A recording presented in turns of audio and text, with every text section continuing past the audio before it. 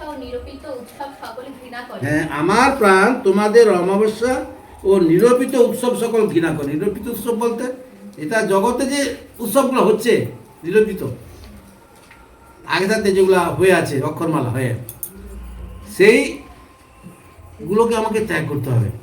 আর সেইগুলো আমার পরমেশ্বর পিতার কি ঘৃণার বস্তু। আমার ভগবান থেকে আসি, যাচ্ছি, পুজো হচ্ছে, আমি তো বেড়াতে গেছি, আমি তো তার দিকে তাকাইনি, আমি তো সেদিকে তাকাইনি, তার ভিতরে গিয়েছি, আমি শুধু প্যান্ডেলটা দিকে চলে আসছি না। এগুলো না অজুহাত। পরমেশ্বর পিতা মহান, সে জানে তার সন্তান কি করবে, কোন সন্তান কি করছে, সর্বদিকে সবার দিকে চোখ রাখছে তিনি। সে সকল আমার পক্ষে ক্লেশকর, আমি সে সকল বহনে পরিশ্রান্ত সে হইয়াছি। সকল আমার পক্ষে ক্লেশকর, মানে আমার পক্ষে খুবই কষ্ট। তোমরা যখন এই কাজগুলো করো আমার খুব কষ্ট হয়।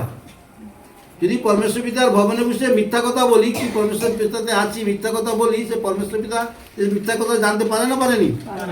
তাহলে পরমেশ্বর পিতা তুমি তো বলে দিলে, কিন্তু ঈশ্বর কত কষ্ট পাচ্ছে যে যে সন্তানকে আমি সৃষ্টি করলাম, এত বাক্য দিয়ে এত কিছু করে পরিষ্কার করলাম, সুস্থ করলাম, আমার সামনে সে কি মিথ্যা কথা বলছে। হ্যাঁ, সেই জন্য মিথ্যা কথা যেন আমরা না বলি।